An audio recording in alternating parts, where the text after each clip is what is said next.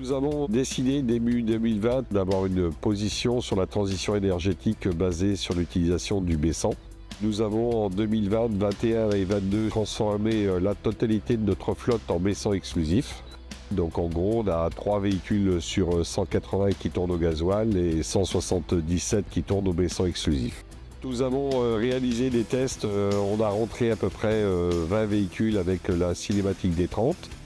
Et pour avoir une vision extrêmement forte de la différentielle d'activité et de consommation entre les deux, donc nous avons fait 100 000 km avec un D26 devant et un D30 derrière, dans les mêmes conditions, qui ont amené, je dirais, une constatation de 5,4% d'économie de carburant, en sachant que cette économie devrait normalement s'améliorer parce que les moteurs avaient relativement peu de kilomètres. Et lorsque les moteurs seront complètement lâchés, nous pensons arriver à quelque chose d'encore plus significatif.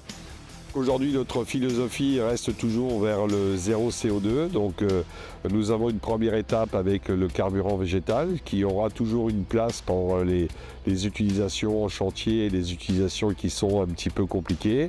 Et nous allons bientôt réceptionner nos premiers camions électriques pour décarboner, de finir de décarboner la totalité de notre transport.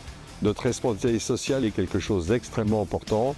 Et les transporteurs doivent montrer qu'aujourd'hui, ils doivent être à la pointe de la technologie pour faire en sorte que le réchauffement climatique soit un lointain souvenir.